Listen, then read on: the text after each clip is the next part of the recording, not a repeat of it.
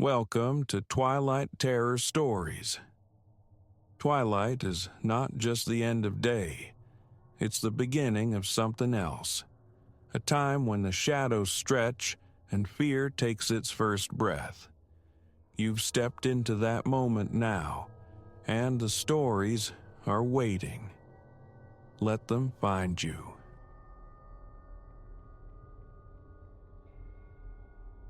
He arrived like a shift in the landscape, Julian Vance, claiming the house opposite mine, initially just another silhouette absorbed into the neighborhood's fabric. An unremarkable arrival. Yet weeks bled into one another, and a disquiet settled within me, a persistent hum beneath the surface suggesting the ordinary was merely a facade for something skewed. Something focused intently on me. It began subtly, insidiously. His figure, a constant sentinel beside meticulously pruned rose bushes whenever my car pulled away for work. An unnerving synchronicity governed his appearances, his casual remarks betraying an intimate knowledge of my rhythms. Home a bit earlier today, Alara? Or hope the Saturday run along the creek was invigorating. Fragments of my life, uttered with unnerving familiarity, details I'd never shared.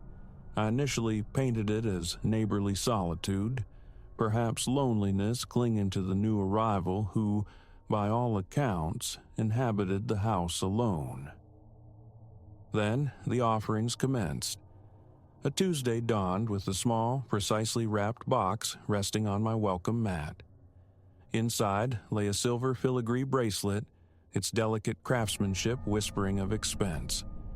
The accompanying card bore only 5 stark words: "For Alara, from a friend." Confusion warred with unease. No occasion marked the day, no known benefactor sprang to mind. Confiding in Chloe, my closest friend, elicited a jest. Secret admirer, maybe? That new neighbor you mentioned? The watchful one? Her laughter echoed, but the suggestion lodged itself uncomfortably in my thoughts. Julian? The notion felt absurd, built on the scant pleasantries we'd exchanged. Yet, why? The gifts persisted, each a tailored arrow aimed at my private world. A profusion of golden sunflowers, my specific, unspoken preference. A leather-bound first edition of a novel I'd only mentioned longing for during a phone call with Chloe, surely unheard by anyone else. Each delivery bore the identical, anonymous signature. For Alara, from a friend. The flattery curdled into a pervasive sense of being known, invasively so.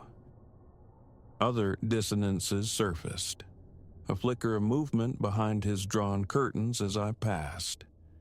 His car, discovered parked obscurely down the block upon my return from work, only to glide silently into his own driveway moments after my key turned in the lock.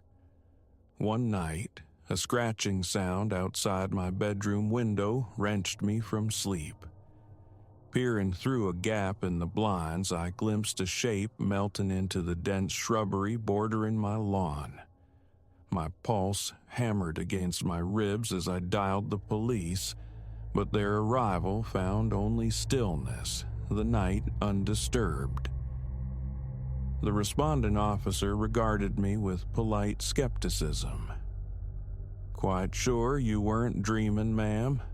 This area's quiet, no prowler reports." My insistence felt flimsy against his doubt. As his cruiser prepared to depart, Julian emerged, a mask of concern etched onto his features. "Everything all right, Alara?" he called across the dew-slicked grass. "Heard some noise." A manufactured smile stretched my lips. Thought I saw something. Must have been mistaken. He nodded slowly, his gaze unwavering, pinning me. "Well, remember, I'm just across the street. Day or night, anything you need." The words, ostensibly comforting, coiled like a cold serpent in my gut, sounding less like reassurance, more like a veiled claim. The following day saw the installation of a comprehensive security system.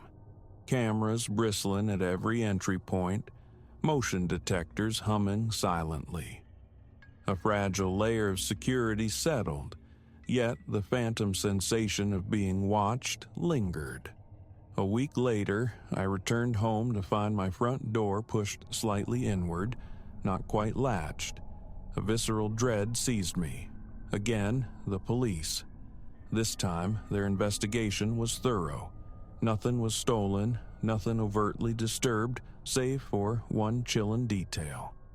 A framed photograph of me, usually residing on my bedside table, now sat starkly on the kitchen counter. The officer suggested a fall, a forgotten relocation. I knew with chilling certainty that someone, he, had breached my sanctuary, handled my possessions, breathed my air. Sleep became elusive. That night, tethered to the glow of the monitor, I scoured hours of security footage. Emptiness. Then, at 2:17 a.m., a silhouette materialized. My blood turned to ice water as I recognized Julian Vance's distinctive, measured stride. He approached my door, produced an object, a key, and vanished inside. Nausea churned within me. How long? How had he obtained a key?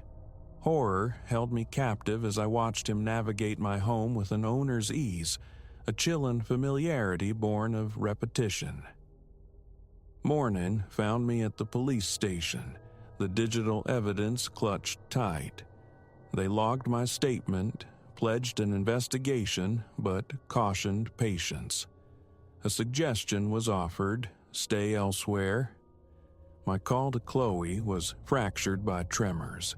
She didn't hesitate, demanding I come immediately. Packing a small bag became an exercise in paranoia. Each glance towards the window, expecting to find his eyes fixed upon me. His house remained inert, curtains drawn like closed eyelids. As I reached for the doorknob, a sharp rap echoed through the house. My heart slammed against my ribs. Through the peephole's distorted lens, Julian stood, his expression a study in solicitous concern. "Alara, is everything okay? I saw the bag." Silence was my only response, my breath held captive in my lungs.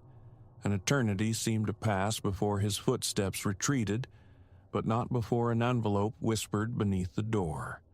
Trembling fingers tore it open. Inside, a photograph. Me, asleep in my own bed.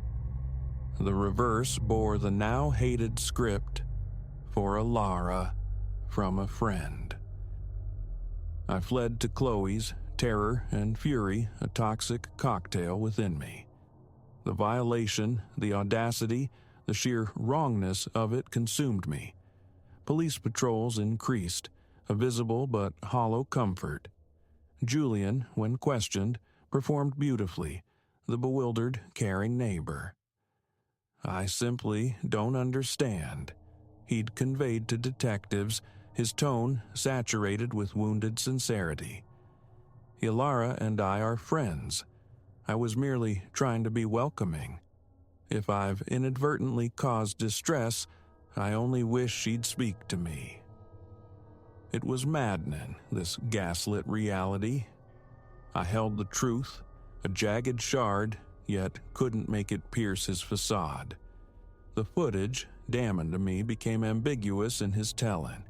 A key given for emergencies, my word against his plausible denial, my existence fractured.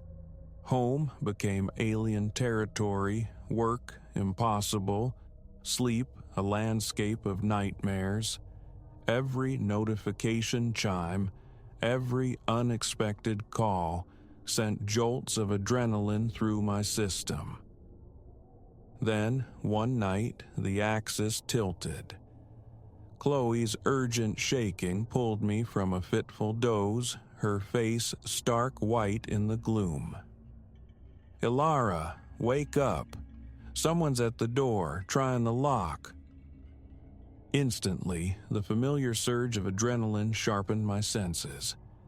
The distinct metallic scrape and fumble from the front door confirmed her fear. Chloe reached for her phone, dialing fingers poised over 911, but I stayed her hand. "Wait," I whispered, a desperate, reckless idea taking root. "Let him come in." Risky, perhaps bordering on madness, but the exhaustion of fear, the suffocating weight of his control, demanded defiance.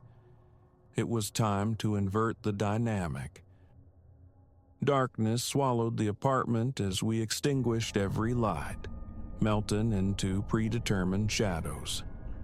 Seconds later, the soft click of the front door opening, then closing. Footsteps, tentative yet imbued with that chillingly recognizable cadence, moved through the living space. My heart threatened to betray us, its frantic rhythm a drumbeat against the silence, but I commanded stillness, adhered to the fragile plan. The bedroom door eased open. A flashlight beam sliced through the blackness, sweeping across the empty indentation on the bed where I should have been. A sharp, audible inhalation, followed by hurried steps toward the vacant space. That was our cue. Chloe threw the light switch as I surged from concealment. Pepper spray gripped tight. Julian spun, eyes widening first in shock, then morphing into something terrifying. A manic, possessive glee that sent ice through my veins. "Ilara," he breathed, a grotesque smile blooming. "I knew you'd come around. I knew you felt it too. The only thing I feel is revulsion," I spat, the words laced with venom, my thumb hovering over the actuator. "You're twisted, Julian. You need help." His features contorted, darkening. "You don't mean that. We belong together. I've watched over you, kept you safe. Everything was for you." He lunged forward. Instinct took over. A blinding stream hit him square in the face. A guttural howl tore from his throat as he clawed blindly at his eyes. Chloe was already relaying the address to the dispatcher. Within moments, the wail of approaching sirens cut through the night. Julian, crumpled and sobbing on the floor, choked out the words. "I just wanted love. Why couldn't you just love me?" When the uniformed officers burst through the door, a profound wave of release washed over me, heavy and cleansing. It was finished. Irrevocably finished. The ensuing period was a disorienting montage of official statements and courtroom proceedings. Julian Vance faced a litany of charges: stalking, burglary, harassment. The evidence secured that night, coupled with findings from his own home, proved insurmountable. Slowly, painstakingly, I began the process of reclamation. Returning to my house was the first step, though true comfort remained elusive for a long time. New locks, enhanced security, therapeutic sessions to unpack the trauma. These became the scaffolding of my recovery. Months unfurled. One tranquil summer evening, perched on my front porch swing, a realization dawned. For the first time in what felt like an age, my gaze wasn't scanning the periphery. No phantom footsteps echoed in my ears. I was simply present, breathing the warm air. The scars Julian inflicted would remain, subtle contours beneath the surface. Caution was now woven into my being, an awareness of the shadows that can lurk behind benign smiles. But fear no longer held the reins. I had endured. I was stronger. I was untethered. As the sun dipped below the horizon, painting the heavens in strokes of fiery orange and soft rose, a quiet smile touched my lips. Julian had sought ownership, control, a forced reflection of his distorted desires. But ultimately, the only person I truly belonged to was myself, and that sovereignty was inviolable.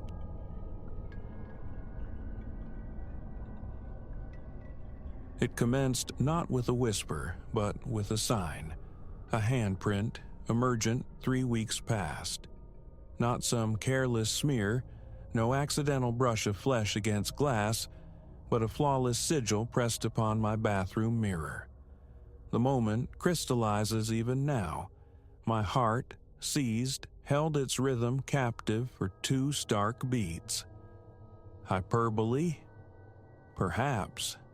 Yet the literal pause in my pulse was undeniable as I stood, water beading on my skin, towel cinched low, confronting the impossible.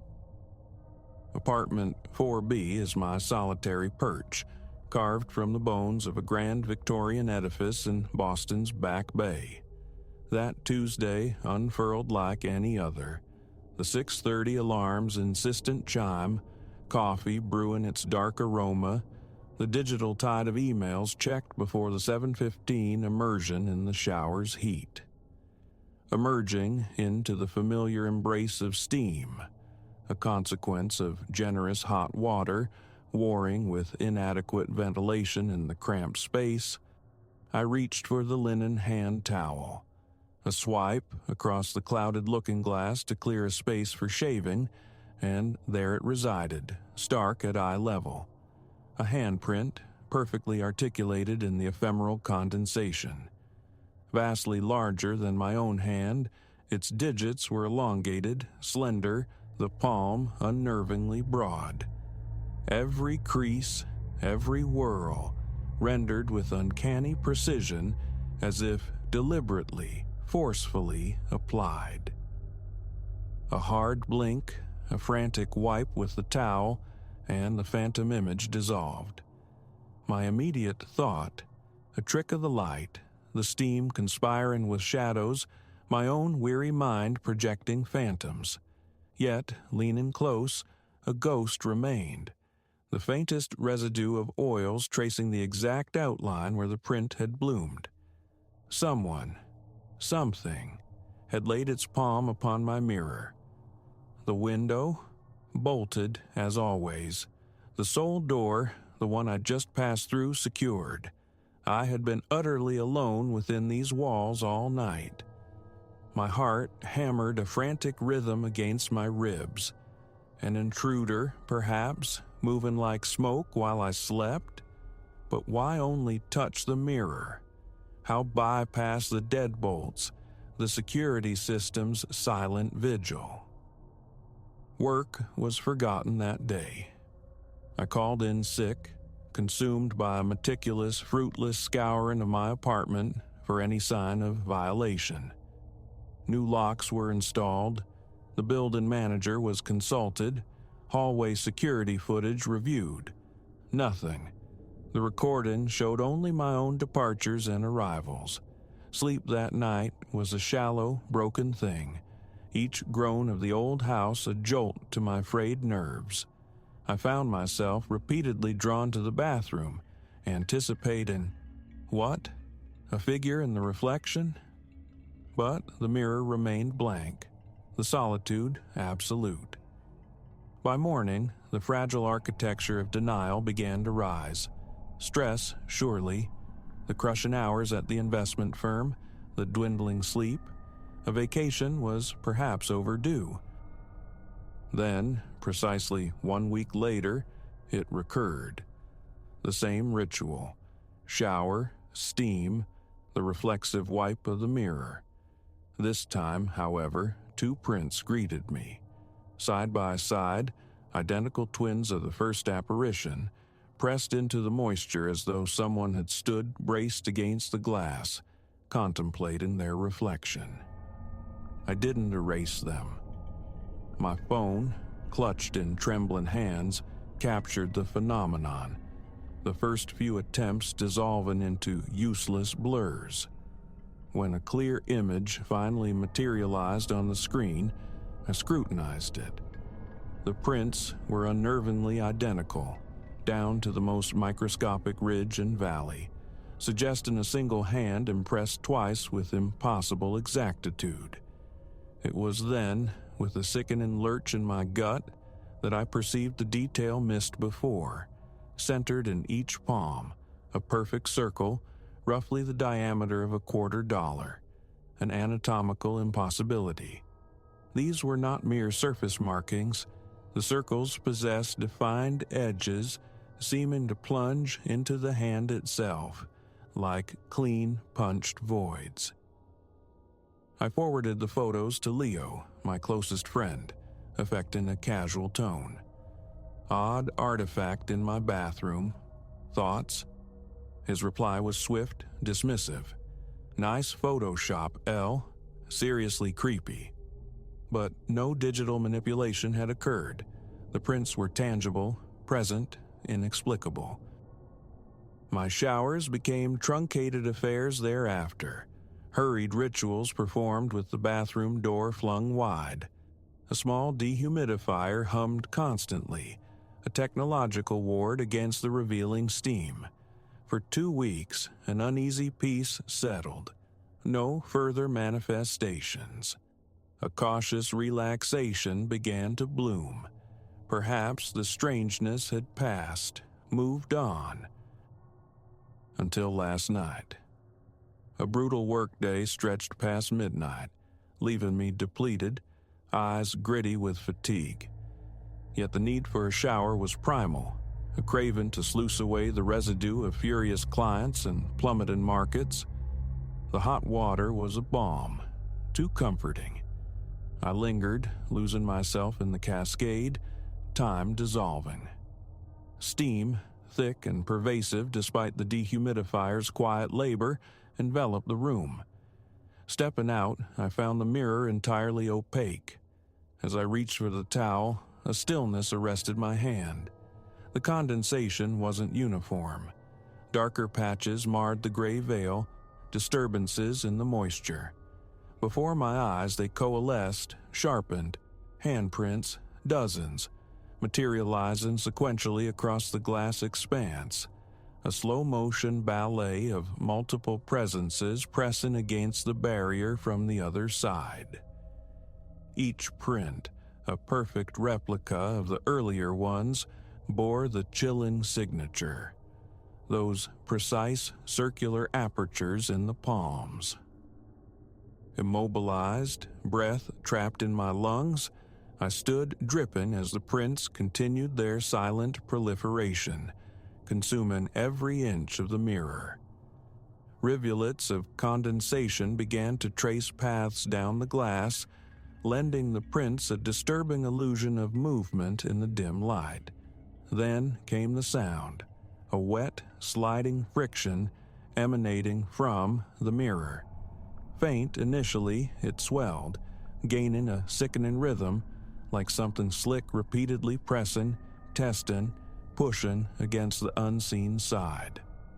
The mirror's surface began to ripple. Not a trick of perception. The glass itself undulated, mimicking water disturbed by unseen forces. The handprints deepened, sinking, transforming from mere impressions into tangible depressions within the glass. I stumbled backward, colliding with the cool tile of the far wall.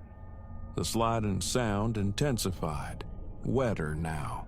The hands pushed further, becoming three-dimensional horrors emerging from the silvered plane like pallid dough being worked from behind. The first hand breached entirely, stretching into the airspace of my bathroom, long, bone-white fingers unfurling, grasping. The skin possessed an unnatural smoothness, almost synthetic, marred only by that perfect punch-through void in the palm. Through it, I could see the patterned wallpaper behind. Flight, pure, instinctual flight. No clothes, no possessions, just a desperate bolt from the bathroom, out of apartment 4B, into the relative sanity of the hallway. I hammered on Mrs. Petrova's door until she appeared, blinking sleepily in her nightgown.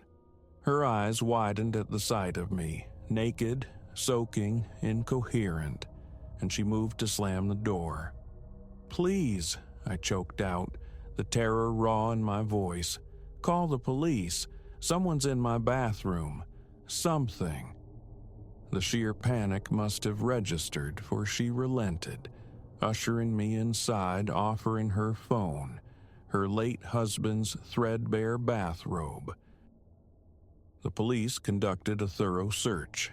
They found nothing beyond the puddles marking my frantic egress. The bathroom mirror stood impassive, flawless. No prints, no ripples, no perforations. Their professionalism was a thin veneer over palpable skepticism. They suggested rest, perhaps a doctor if the anxiety persisted. Drunk or delusional, their unspoken verdict hung in the air. I am at Leo's now, transcribing this fevered account while the horror remained sharp. He offered no interrogation when I materialized on his doorstep at 2 a.m., just blankets for the couch, a cold beer, and an open-ended invitation to stay. Yet the knowledge coils within me. Return is inevitable. I must eventually confront that mirror again, because there is a detail I withheld, even from Leo, even from the police. As I recoiled from the bathroom threshold last night, in that final instant before turning to run, I glimpsed something else pressing against the glass, behind the emergent hands. A face, smooth, white, featureless save for the eyes, or rather the absence of them. Where eyes should have been, there were only holes, perfect circular voids mirroring those in the palms. It registered my presence. I felt its awareness lock onto mine, and I know, with chilling certainty, it remains there still, patient, behind the silvered glass, awaiting the next veil of steam, awaiting my return. Hours have bled away on Leo's couch. Dawn paints the window pane. Soon he will stir, ask if I feel steadier, if I'm prepared to reclaim my apartment, face this haunting. But how to articulate this burgeoning dread? How to explain that every mirror I now pass seems to shimmer at its periphery? That fleeting movements flicker in every polished surface? That earlier, in his own bathroom, I could have sworn I saw the ghost of fingerprints blooming on the chrome faucet? My phone is a talisman, compulsively checked. The photos of those first twin prints remain, stark evidence against encroaching madness. Yet, with each passing hour, the images themselves seem subtly altered. The hands press deeper, the circular wounds widen, and there, in the reflected gloom of my own bathroom corner captured in the photo's background, a shape coalesces. A face drawing nearer. The phone vibrates, mundane intrusions. My boss demanding my whereabouts, my mother confirming Sunday dinner. Fragments of a world where mirrors are inert objects, handprints mere smudges, holes simply holes. That world is lost to me now, fractured by what I witnessed, by the entity I know waits in every reflection, every shard of glass, every polished surface and transient puddle. They are all portals now, and the thing on the other side knows I see it. Leo is moving in his room. The shower starts, a familiar hiss of water. Steam will be gathering in his bathroom, fogging his mirror. Soon, he will emerge, wipe the glass clear, and I must go, warn him, must wait. That sound, do you perceive it? That slick, sliding cadence, skin against glass? It's not from the bathroom. It's here, from the laptop screen upon which these words appear. The screen that darkens now, its surface rippling like disturbed water, revealing faint marks that resolve into, no, please, I have to.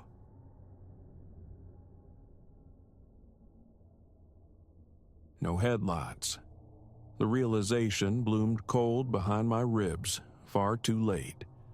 By the time the impossible absence registered, that stark, swallowing blackness where headlamps should have flared against the storm, the intricate dance of predator and prey was already in motion. And I, Ilara, was unequivocally the prey. It was the cusp of the weekend, Friday bleeding into Saturday, my return journey from a protracted city meeting shrouded in a deepening night. An hour ago, the sky had merely wept. Now it unleashed a vertical deluge, transforming the highway into a slick, obsidian artery vanishing into liquid obscurity. Night driving usually offered solace, a contraction of the world to the intimate cocoon of my car, the hum of the engine, the hypnotic stretch of road. Tonight, however, solace fled, replaced by a dissonant thrumming deep in my gut, a primitive warning. 20 minutes into the watery labyrinth of my drive, it materialized. A presence more than a vehicle, glimpsed in the fractured reflections of my rearview mirror. A sedan, perhaps sable, perhaps midnight blue. The rain and darkness conspired to keep its secrets. What arrested my attention, freezing the breath in my lungs, was the defiant lack of illumination. In this tempest, it wasn't merely perilous. It felt fundamentally wrong, a violation of natural law. How could its pilot navigate this blinding cascade? Initially, mundane explanations flickered. Forgotten switches, faulty wiring. Surely, awareness would dawn, lights would blaze, or the vehicle would retreat to the shoulder. It did neither. Instead, it shadowed me, maintaining a disconcerting proximity, near enough to be an undeniable shape, distant enough to render its driver utterly anonymous. A tentative pressure on the accelerator, a slight surge forward. The shadow matched my velocity with unnerving fluidity, the gap between us immutable. I eased off, letting my speed decay. It mirrored my deceleration perfectly. The thrumming in my gut crescendoed into raw fear. This transcended carelessness. It felt deliberate, predatory. Rationalizations frayed. A guide, perhaps, latching onto my taillights? Then why the unnerving, precise distance? Why not draw closer for safety? My fingers scrabbled for my phone, a lifeline. But who to call? The authorities? There's a car following me. Its lights are off. The words sounded flimsy, bordering on hysterical, even in the frantic silence of my own thoughts. While indecision paralyzed me, a familiar junction loomed, the highway bifurcating, my usual exit peeling off toward the quietude of my hometown. Impulse seized me. At the precipice of decision, I held my course, remaining steadfast on the main artery. Without hesitation, the obsidian shape behind me flowed into my lane, mirroring my unexpected trajectory. My heart hammered against my ribs. Coincidence was banished. This was pursuit. I stomped on the accelerator, the engine screaming as the speedometer needle climbed far beyond legality. Futile. The pursuer clung fast, an effortless shadow tethered to my bumper, maintaining that maddeningly constant interval. Rain battered the windscreen, wipers slashing frantically, barely clearing arcs through the downpour. Road markings dissolved into aqueous streaks. Vision blurred, yet slowing down felt like surrender. Other vehicles occasionally materialized, brief comets of light searing my mirrors. In those fleeting moments of shared illumination, I strained to see my tormentor, desperate for confirmation. But the glare revealed only an empty pocket of darkness where it should have been. Then, as the other car receded, the shadow reformed, implacable, lightless, present. Another exit approached, a desperate stratagem forming amidst the panic. I waited, breath held, until the last conceivable fraction of a second, then wrenched the wheel. Tires shrieked, a visceral protest against the sudden, violent change of direction across 2 lanes onto the off-ramp. A terrifying fishtail, a momentary loss of adhesion, then control regained. Down the ramp I hurtled, eyes flicking to the mirror, conviction soaring. I'd broken the tether. My blood turned to ice. It was still there. How? The maneuver was pure instinct, unpredictable. How could they anticipate, react instantaneously? Unless they knew my thoughts before they solidified. The ramp bled onto a serpentine country road picturesque by daylight, now a claustrophobic tunnel through rain-lashed woods. Skeletal trees loomed, branches like grasping talons overhead. The asphalt twisted, blind curves concealing unknown threats. I pushed the car, taking corners with a recklessness that sent jolts of adrenaline through me, my stomach lurching with each near loss of control. Yet, speed was irrelevant. Recklessness was futile. The shadow remained, an inescapable appendage. My gaze snagged on the fuel gauge. The needle quivered precariously above empty. Panic had eclipsed practicality. 20 miles left, 30 with extreme fortune, and the nearest station, an unknown distance away in this rural maze. As if sensing my vulnerability, my dwindling resources, the pursuer surged forward. For the first time, the precise distance collapsed. It was gaining. I urged my laboring car onward, the engine whining its protest on fumes, ascending a steep incline. Cresting the hill, a beacon, approaching headlights. Relief washed over me, potent and sudden. Another soul on this desolate road, a witness, someone to anchor my sanity, to validate the terror. I flashed my high beams repeatedly, frantically signaling the oncoming vehicle. A pickup truck growing larger in the deluge. Just as it drew parallel, a final, reflexive glance in the mirror. The road behind me was vacant. My foot slammed the brake. The car slewed sideways on the slick surface, tires losing purchase. The truck's horn blared, a startled bellow as it swerved violently to avoid collision, but the sound barely registered. I stared, transfixed, into the mirror. Empty. Utterly, profoundly empty. No lightless shape, no lurking menace. Just the rain-swept asphalt receding into the gloom.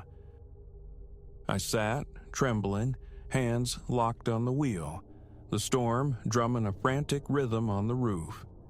Had I dreamt it? Had the confluence of exhaustion, stress, and the oppressive weather conjured a phantom from my own anxieties? A sharp rap on the glass made me flinch violently. The truck driver peered in, concern etched on his face, rain slicking his cap. I lowered the window fractionally. "Everything all right?" he asked, his voice muffled by the downpour. "Saw you flashing. Engine trouble?" Words formed, then dissolved. How to articulate the unreality? I thought I saw something, I stammered, the lie feeling thin and brittle. An animal darted out. "Sorry if I startled you." He gave a slow nod, skepticism lingering in his eyes. "All right then, watch yourself. Road's nasty tonight. Next town's about 10 miles on if you need anything." I muttered my thanks. He retreated to his truck, its taillights soon swallowed by the rain. Alone again. Maybe it was all imagined, a wakened nightmare spun from fatigue and fear. I reached for the gear shift, ready to flee this accursed stretch of road, when my hand brushed against something alien on the passenger seat. A folded piece of paper. It hadn't been there moments ago, I was certain. My fingers, numb and clumsy, unfolded it. Unfamiliar script scrawled across the page, the words leaching the remaining warmth from my body. "Thanks for the chase. See you again soon." My head snapped up, eyes scanning the periphery, probing every shadow, every dense patch of darkness between the trees. Nothing.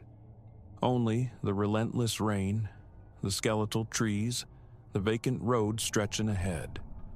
I crushed the note, the paper biting into my palm, and flung it into the storm-tossed night. Starting the engine, I drove, chasing the speed limit, not stopping, not breathing easily, until the familiar sanctuary of my garage embraced the car, the heavy door sealing the world out. 3 weeks have passed. Night driving is a memory I refuse to revisit. My commutes are now rigidly confined to daylight, routes varied daily, favoring the anonymity of bustling thoroughfares. My car has been scoured for tracking devices, locks replaced, the notion of relocating a persistent whisper. But a chilling certainty resides deep within me. None of it matters. Whoever, whatever, piloted that lightless car wasn't tracking my vehicle, it was tracking me. Our lethal game isn't concluded. It's merely paused. So now, each nightfall finds me positioned by the window, a silent sentinel observing the empty street below. Waiting for the inevitable glide of a dark car, headlights extinguished, turning the corner onto my block, because I know it will come. It is only, inexorably, a matter of time. And when it does arrive, the dynamics will have shifted. This time, I will not be the mouse. This time, I intend to be the cat.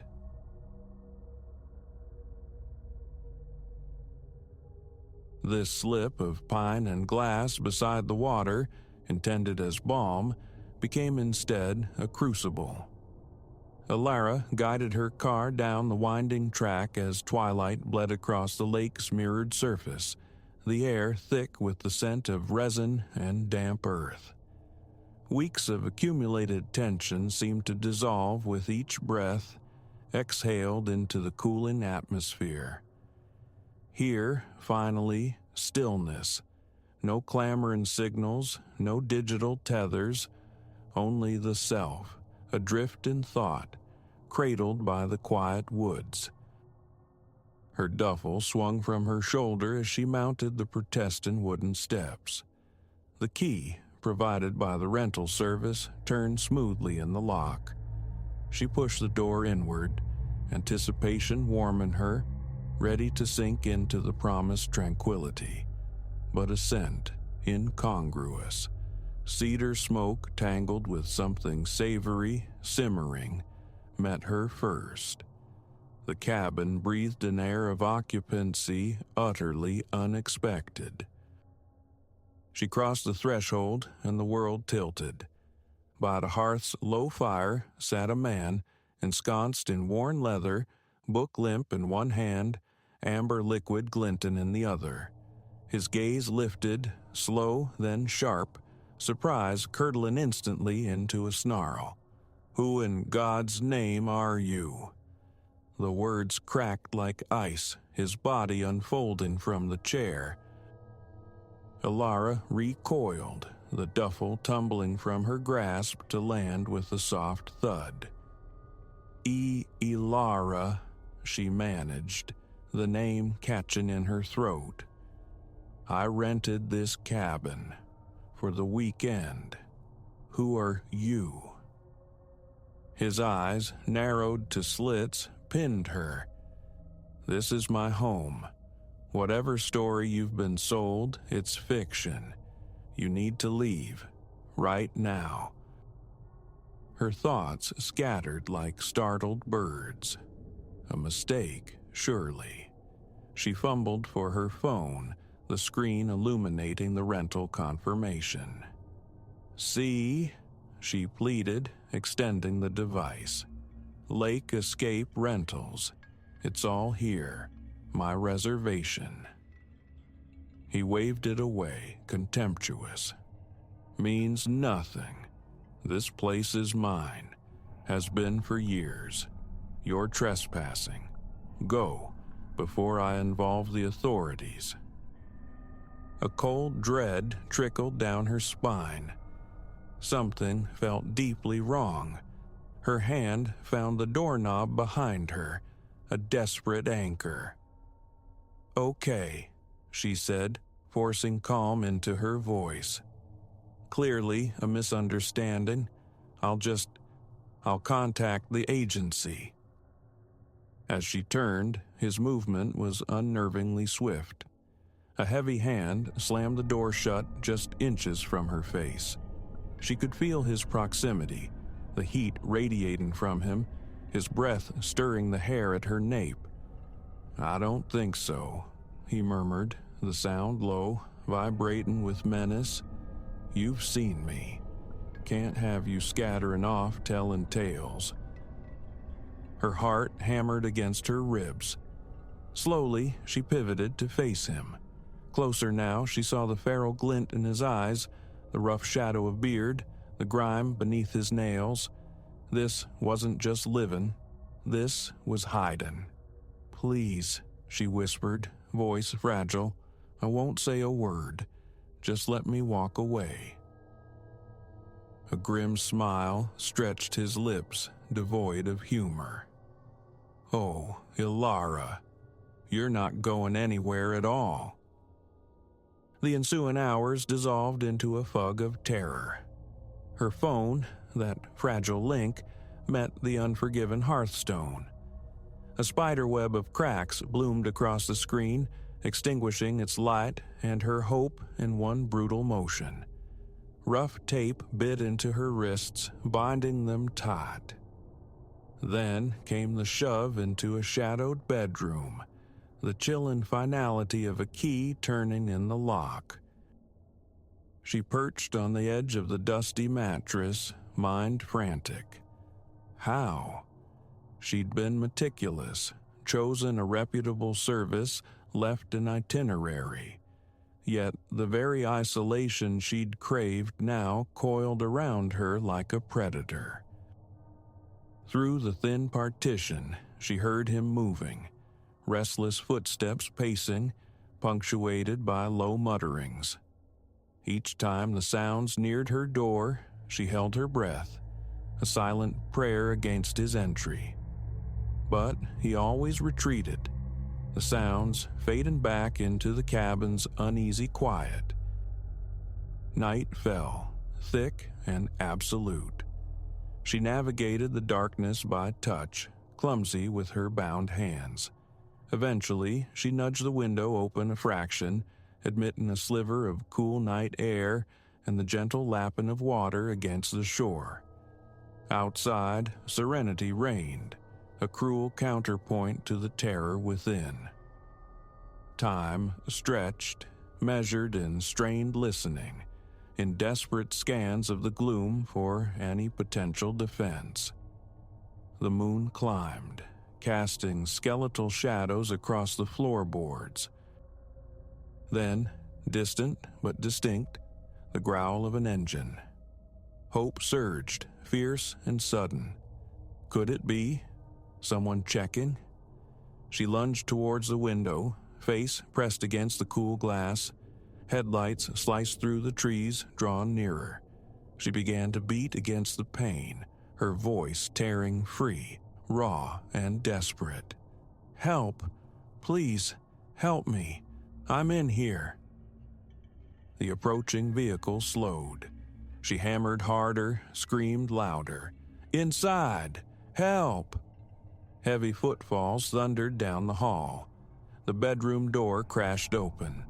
He was on her in a heartbeat, one hand clamping over her mouth, stifling the cry. An arm, rigid as iron, hauled her back into the shadows. "Silence!" hissed breath hot against her ear. "One more sound, you die." They stood, frozen in the suffocating dark, his grip bruising as the car crunched to a halt outside. Doors opened, closed. Voices called, hesitant. "Hello? Anybody home?" Tears tracked pathways through the grime on her face. So close, just beyond the wall. His hold intensified as footsteps mounted the porch. A sharp knock reverberated through the small house. "Lake Escape Rentals? We got a call about a mix-up. Check everything okay in there?" She strained to scream, to make any sound, but the chilling kiss of cold metal against her temple froze the impulse. A gun. He'd produced it from nowhere. The message absolute. Silence stretched taut, broken only by the frantic thumping of her own heart. The callers outside tried again, their voices edged with uncertainty. An eternity seemed to pass before she heard them retreating, the crunch of tires on gravel fading into the night. As the engine noise dwindled, his grip eased fractionally, the gun lowered. "Good girl," he muttered, a grotesque parody of approval. "Cooperation, see?" He guided her back towards the bed, pushing her down. "We move now. Can't stay. They suspect." He paced the confines of the room, agitated, running hands through his tangled hair. "First light. Get some rest if you can. Long day tomorrow." He exited, the lock clicking decisively behind him. Alara curled into a tight ball, silent sobs racking her frame. The lifeline had been offered and snatched away. Now, only an unknown future with this volatile stranger remained. Adrenaline ebbed, leaving profound exhaustion. Against all reason, despite the terror, sleep claimed her in fractured bursts, haunted by pursuing figures through endless shadowed woods. Birdsong filtered through the window, pulling her from the depths. For one disorienting second, she stretched, forgetting. Then memory crashed down, and she sat bolt upright, gasping. He stood silhouetted in the doorway. He'd changed, cleaner clothes, hair roughly combed. He might have passed for any other lakeside visitor. "Time," he clipped, tossing a canvas backpack onto the bed. Inside, clothes, jeans, a shirt, a jacket. He held them out. She looked pointedly at her still-bound wrists. With an impatient sigh, he produced a knife. Her breath hitched, but he only sliced through the duct tape. "No sudden moves," he warned, voice flat. "I'll be right outside. 5 minutes." The moment the door clicked shut, she flew into motion. Fingers trembling, she pulled on the clothes, her mind racing. This was it, her chance. The window, still ajar from the night before. Could she fit? One leg was already through the opening when the door burst inward again. His face contorted in fury as he lunged. She shoved hard against the sill, tumbling outwards, landing painfully on the needle-strewn earth. Ignoring the fire in her scraped palms and knees, she scrambled upright and ran, instinct screaming towards the water, the slap of his pursuit echoing through the trees behind her. The dock jutted ahead. She sprinted onto the weathered planks. A small motorboat bobbed at the end. Deliverance. His heavier footfalls pounded closer on the wood. Her hands shook violently as she grappled with the mooring rope. It finally came free. She leaped into the boat, stumbling, nearly pitching into the cold lake. The engine coughed, sputtered, then roared to life just as he reached the dock's edge. Their eyes locked for a stark, suspended moment. Fury warred with something else in his gaze. Fear. He knew. She slammed the throttle forward. The boat surged away, carving a white scar across the lake's glassy stillness. She didn't look back, didn't ease the speed until the cabin was a mere speck swallowed by the shoreline. The adrenaline fled, leaving her shaking uncontrollably. Tears streamed down her face, relief, terror, sheer disbelief. She steered towards the opposite shore, towards the reassuring sight of houses and piers. As she neared, figures appeared, pointing. A man ran down to the water's edge, ready to catch the rope. Her legs buckled as she stepped onto solid ground. Strong hands steadied her, concerned voices washing over her. Through ragged breaths and tears, she managed the words. "Call the police, please." Later, wrapped in a stranger's blanket, watching the distant blue lights strobe across the water towards the cabin, Alara felt the tremor deep within her bones. The sanctuary had shown its teeth. The quiet escape had unearthed a darkness she hadn't known existed, not in the woods, but in the human heart. Recovery would be a path walked one careful step at a time, but beneath the lingering terror, a fierce gratitude pulsed. She had looked into the abyss and climbed back out. The lake, serene now under the climbing sun, held no answers, only the reflection of a survivor.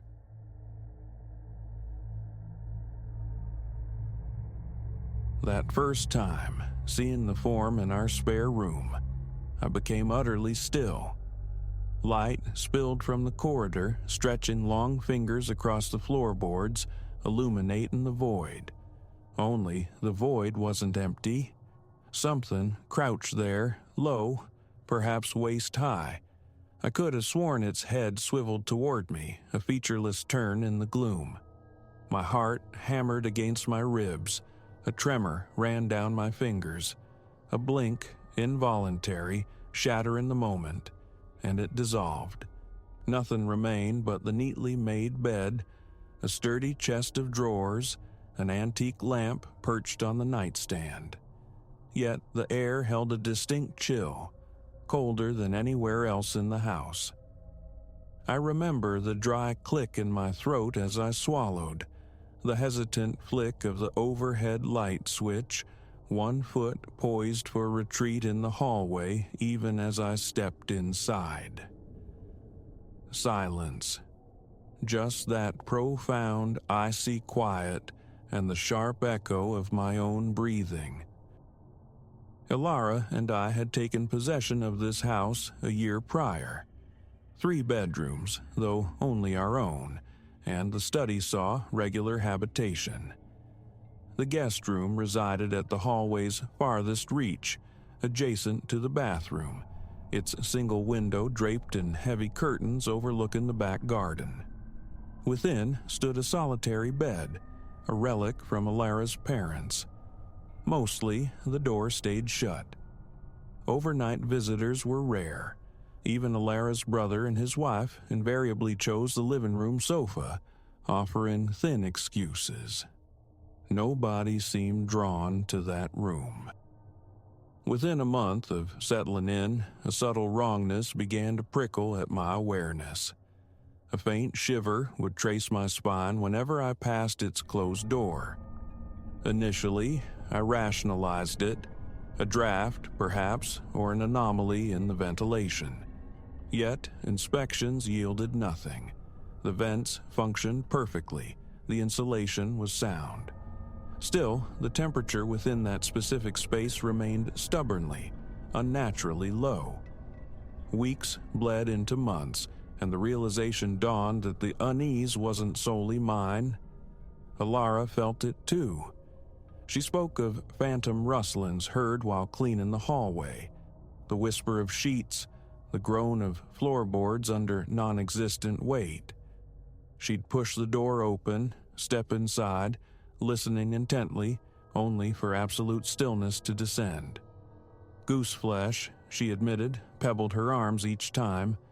I feigned nonchalance, unwilling to amplify her anxiety, but privately I abhorred nearing that threshold. A familiar clench deep in my gut accompanied every approach. One night, the clock nearing 3, I surfaced from sleep needing the bathroom. The hallway lay steeped in shadow, my movements fogged by lingering slumber. Then, a sound, indistinct, like a murmur breathed from behind the guest room door. Not words precisely, but a low, muffled cadence, akin to secretive conversation. My immediate thought, Ilara, perhaps searching for misplaced linens, dissolved when I glanced back. She lay beside me, lost in sleep. That familiar tightening constricted my chest, the visceral clench signaling wrongness. I stood motionless in the corridor, mere feet from the door, my hand hovering near the knob, paralyzed by indecision. Again, the sound drifted out, faint but undeniable. I nudged the door inward. Light from the hall sliced across the room, the bed, the armchair slumped in the corner, the dresser hugging the far wall. Empty at first glance. Then my gaze snagged on a presence near the foot of the bed. Diminutive, barely coalescent in the shadows. A frigid wave surged through me. My mouth turned to dust. Movement became impossible. I blinked, and it was simply gone. No sound, no displacement of air, an absence where something had undeniably been. I lingered, the frantic thudding of my heart, a deafening drum threatening to wake Ilara. Snapping on the ceiling light, I forced myself to scan every corner, even peering beneath the bed frame. Nothing. I retreated, extinguishing the light, and fled back to our room. The silence of the house suddenly immense, pressing in. Sleep refused to return. I lay rigid, listening, until dawn painted the windows gray. Morning arrived, heavy with exhaustion. I compelled myself to return. Curtains drawn, lamp dormant, the room's usual state.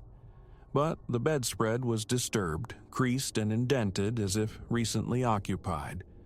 I knew Ilara's meticulous habit of pulling the cover taut. This looked used.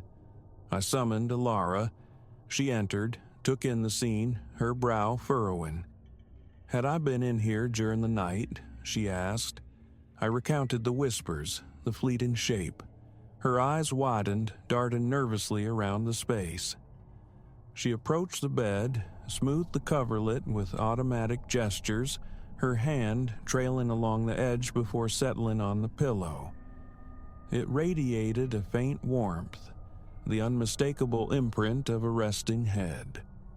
Without a word, she met my gaze, then turned and walked out. That afternoon, compelled by a growing disquiet, I sought out a couple of long-term residents on our street. Casually, I inquired about the house's history. The previous occupant, they recalled, had lived alone. Whispers persisted, they added, of some personal tragedy, though details remained elusive, obscured by time or perhaps neighborly discretion. Vague allusions to sorrow, long ago enacted within these walls. It was enough. A seed of unease took root. Could residual energy linger? Though not predisposed to the paranormal, the accumulating oddities defied simple explanation. A few evenings later, Alara had drifted off on the sofa while I watched television, the hour nearing midnight. From the hallway, a distinct sound. Soft, deliberate footfalls. My mind reflexively sought a mundane cause, visiting in-laws, but we were unequivocally alone. Muting the television, I strained to listen. The steps were measured, careful. Then a soft thump, as if something had gently bumped the guest room door from the inside. That familiar icy tension gripped my chest. Rising, I moved towards the corridor.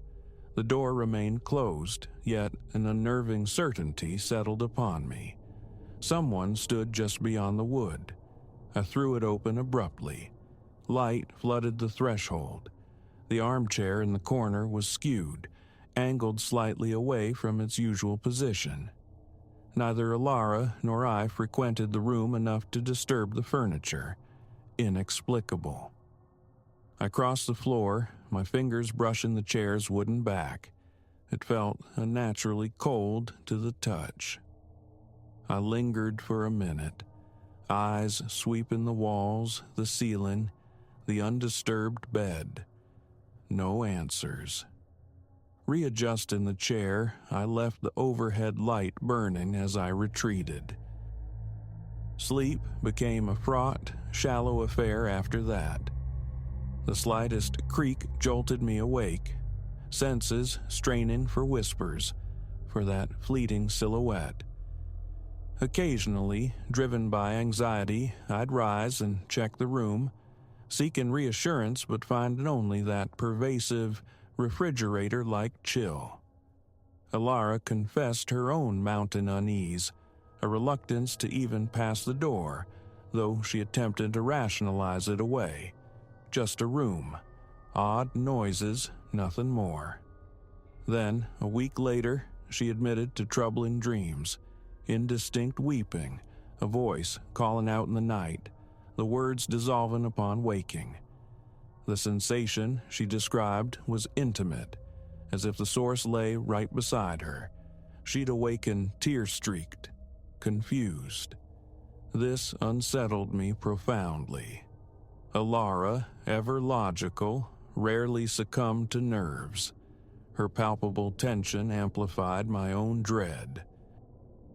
I proposed filling the room with storage boxes, leaving a lamp constantly illuminated, perhaps disrupting whatever pattern had established itself. Alara agreed. We hauled in old belongings, stacked plastic containers against the walls, and switched on a small bedside lamp. 2 nights passed uneventfully. On the 3rd morning, the lamp was extinguished. The bulb was intact. Flicking the switch brought it instantly back to life. A knot formed in my stomach, tightening instinctively whenever I traversed the hallway. The rest of the house retained its comforting familiarity. The cozy living room, our peaceful bedroom, the warm kitchen. Only that corridor leading to that room felt tainted. Even Alara's relatives on their infrequent visits demurred when offered the guest bed. The couch is fine, they'd insist vaguely, their eyes flicking towards the closed door. One evening, Alara working late, I decided to simply stand sentinel in the hallway, watching the door. A peculiar vigil, born of desperation. The house hummed quietly around me, the refrigerator's low thrum the only sound. 15 minutes I stood, staring, waiting. Then, a faint scratching noise reached me. Barely audible, like fingernails tracing plaster or wood. Sweat prickled my palms. I eased the door open once more. Hall light spilled inside. The scratching ceased instantly. The stacked bins stood undisturbed. The bed remained neat. I stepped fully inside, activating the overhead light. My breath hitched. The chair was turned again, just slightly, but undeniably moved. Approaching it, my hand met that familiar, penetrating cold, as if it had been deliberately pulled away from the corner. I shoved it back forcefully, spun around, and exited, my thoughts chaotic. Was I fabricating this, projecting anxieties onto inert objects? That night, I broached the subject with Alara. Perhaps an expert, an electrician, a building inspector, someone who could identify drafts, faulty wiring, structural quirks. She readily consented. We contacted a local specialist known for pinpointing anomalies in older homes, cold spots, hidden leaks. He arrived, conducted thorough checks, insulation, mold, HVAC system, moisture readings within the walls. His verdict: the house was structurally sound, in excellent condition. He could offer no physical explanation for the localized cold. He departed, leaving us without answers, adrift in the inexplicable. Following his visit, I tried to impose normalcy, to convince myself it was all coincidence, overactive imagination. The subsequent nights were blessedly quiet. Sleep came easier. Then, perhaps a week later, around 1 a.m, that prickling awareness returned, a somatic alarm. I lay still, listening. Silence. Alara breathed softly beside me. Compelled by an unseen force, I rose and padded into the hallway, and heard it. A whisper, delicate as moth wings, seeming to emanate from directly behind the guest room door. My pulse surged, palms dampening. Slowly, deliberately, I turned the knob. The door swung inward with a low groan, spilling light across the floorboards. Bed, dresser, lamp, all appeared ordinary. I stepped over the threshold. The whispering died. My own breath plumed visibly in the frigid air, a stark contrast to the mild temperature elsewhere. My gaze swept the room, corners, walls, ceiling. Then, by the window, a flicker of movement. A presence, small, ill-defined. I froze, my breathing shallow, erratic. I blinked, and it vanished. In that precise instant, the lamp on the nightstand sputtered. The bulb hummed, then winked out, plunging that corner into deeper shadow, leaving only the ambient glow from the hall. I backed away, pulled the door shut, and hurried back to the sanctuary of my bedroom. Sleep was impossible. Until dawn, I lay wide-eyed, slick with cold sweat, heart lodged in my throat. The image of that figure by the window seared into my mind. The neighbors' fragmented stories of tragedy echoed, intertwining with the undeniable strangeness within these walls. When Alara woke around 7, she saw the state I was in. "Are you all right?" she asked softly. I could only shake my head. I can't, I managed, the words thick. I can't deal with that room anymore. I don't want to go in there alone. She looked at me, a deep understanding in her eyes, and nodded slowly. The feeling was mutual. Life attempts to resume its rhythm. We try, mostly, to ignore it. Yet, every passage down that hallway is underscored by a familiar spike of cold dread. The house doesn't feel entirely ours. I find myself unconsciously skirting the final few feet near that door, hastening my steps when retrieving something from the hall closet. Ilara mirrors this avoidance. The relief upon passing the door without incident is sharp, almost painful. Now, the door remains perpetually closed. A palpable tension hangs in the corridor's air, thickening after dark. Faint creaks still emanate from within. Sometimes, through the gap beneath the door, I imagine a flicker of shadow, a fleeting movement, though I force myself to dismiss it. Ilara and I rarely discuss it now. The lack of answers breeds a fear best left unspoken. We haven't confided in many. The fear of disbelief warring with the fear of validation. All I know, with unshakable certainty, is that the guest room feels inhabited, regardless of its physical emptiness.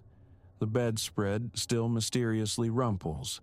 The chair continues its subtle migrations. The air just inside the threshold retains its power to chill the blood. And the whispers persist, late at night, soft, intimate, clinging close to the door. Explanation eludes me. Logic fails. I only know I'm not imagining this. Something resides in there. Something that shows no inclination of leaving. For now, we coexist. Sometimes I lock the door, a futile gesture. We talk vaguely of repainting, rearranging furniture, converting the space into an office. But a deeper intuition whispers that such superficial changes will prove meaningless. That room feels claimed, possessed by something glimpsed only in fragments, in the periphery of vision. Each night, I surrender to sleep hoping for silence, for absence. Each morning, I awaken grateful the door remains shut, yet the feeling of absolute safety remains elusive. I suspect it always will.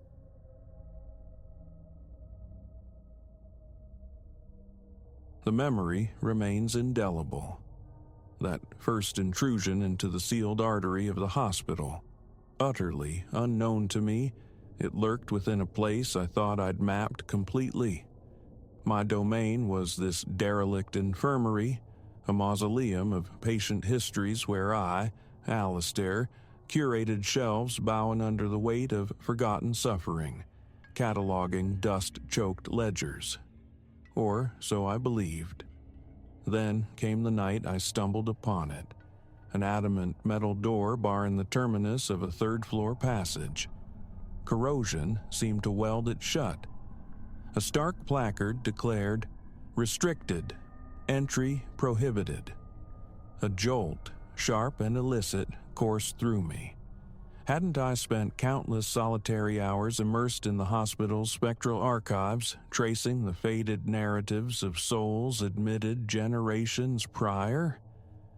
The mystery beyond that threshold beckoned. My coat held the familiar weight of a torch, a necessary companion where aged wiring surrendered to darkness, bulbs flickering like dying synapses or extinguished altogether. The structure itself awaited the wrecking ball, mere months away, hence the pervasive neglect. My task, impose order on this chaos of paper before its relocation across town. That particular evening found me lingering, excavating cardboard sarcophagi in a cramped supply room. Returning towards my makeshift office, my gaze snagged on the anomaly. It didn't belong. Around its frame, paint curled away like sunburnt skin. The handle, obscured by a patina of filth, seemed untouched by human hands for an age. My hand closed over the grimy handle. A tentative turn met unyielding resistance. More pressure. A high, protesting shriek ripped from the metal before it reluctantly yielded. The hinges groaned, a sound that grated bone deep as the portal grudgingly opened. My torch beam sliced into the void. A passage stretched ahead, its walls weeping moisture, paint sloughing off in leprous ribbons. Indeterminate shadows stained the floorboards. A distinct coldness permeated the air, heavy with the scent of stagnant time. I crossed the threshold, the heavy door signed shut behind me with a click of finality. My pulse hammered against my ribs, a frantic drumbeat I tried to quell with the flimsy promise of a brief reconnaissance. Just a minute, 2 at most. The corridor constricted, claustrophobic. Beneath my soles, fragments of plaster and shattered tile crunched like brittle bones. Darkness reigned above. Only my torch beam pierced the gloom.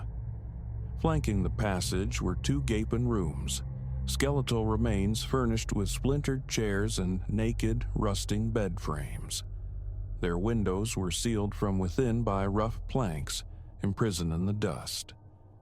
No recent tread disturbed the ancient grime. A profound sense of abandonment saturated the air. At the corridor's blind end stood another door, this one bearing a tarnished numeral plate. The digits were obscured by time and neglect, perhaps 317 or 377, indecipherable. Yet a faint memory surfaced, a cryptic notation in a long-forgotten ledger, referencing a room number akin to this. Nothing concrete, nothing official in the hospital's cataloged history. A thrill, sharp as adrenaline, surged. What secrets lay dormant here, beyond the reach of official memory? The handle resisted, stiff with disuse. I applied careful pressure, turning it by degrees. A push, and the door swung inward, releasing a sigh of trapped air that brushed coolly against my face. I stepped into a compact chamber, unmistakably once a patient's room.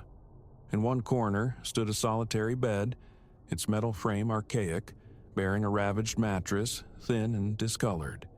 Beside it, an IV pole stood sentinel, its hook empty, a length of tubing dangling freely. And yet, a sound, a persistent, rhythmic dripping, like viscous fluid striking a hard surface. Plink, plink, plink. It defied logic. No bag, no visible source, no puddle beneath. My flashlight swept the floor, bone dry. Still, the sound persisted, metronomic, unnervingly steady. Plink, plink, plink. The mundane echo of a leaky faucet rendered bizarre by its impossible origin. Venturing deeper, my light illuminated relics of antiquated medicine. A small, wheeled tray table bearing fossilized syringes, clouded glass vials, a stethoscope seemingly plucked from a mid-century photograph. A shroud of gray dust muted everything. I played the beam across the walls. More peeling paint, yes, but here marred by deep gouges, violent striations, as if clawed by metal implements. A constriction tightened in my chest. My breathing grew shallow, hesitant to draw in the atmosphere, thick with stale confinement and a faint, acidic tang. Placing the torch on the tray, its beam cast in long shadows, I rifled through the bedside cabinet drawers. Empty, save for a scattering of brittle, yellowed forms, their script faded beyond interpretation. One bore a date obscured by a dark, ancient smudge. A profound discomfort settled over me. The distinct sensation of trespassing in a space deliberately erased, buried by time and silence. My timepiece registered the approach of midnight. Enough. Time to retreat, process this discovery, perhaps return with clearer intent. Retrieving the torch, I pivoted towards the exit. My hand closed on the knob.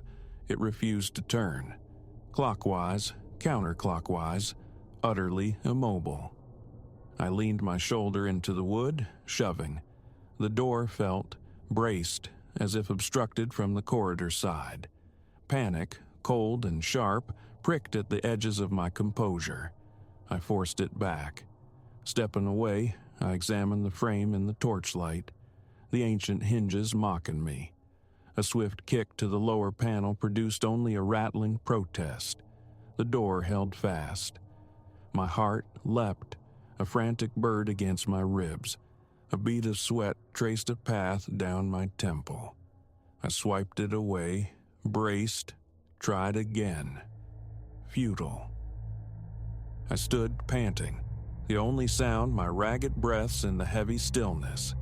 Then, a faint susurrus from behind. A whisper, impossible. No draft, no open window. I pivoted with deliberate slowness, sweeping the torch beam across the desolate room. The metal bed frame emitted a distinct creak, though I stood yards away. The whisper returned, closer this time, less word than a low, drawn-out exhalation, like breath fogging cold glass. A glacial wave washed over my skin, raising goose flesh. My mouth turned to parchment. A primal urge surged, to hammer the unyielding door, to roar for aid, but reason intervened. Midnight.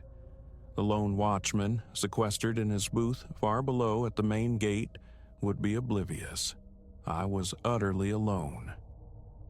Breathe. Think. Perhaps the hinges. I fumbled for the small folding knife I carried. Its blade bit into the rusted hinge pins, scraping futilely. They were fused by time and neglect. All the while, the maddening drip persisted.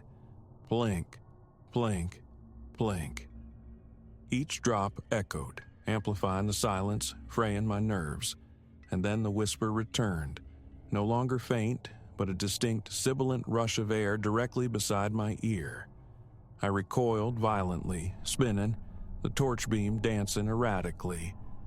It caught the skeletal bed frame, throwing back a dull sheen. In the periphery, a flicker of movement near the far corner, a trick of the light, a shadow detaching itself. My pulse thundered. My palms grew slick with cold sweat.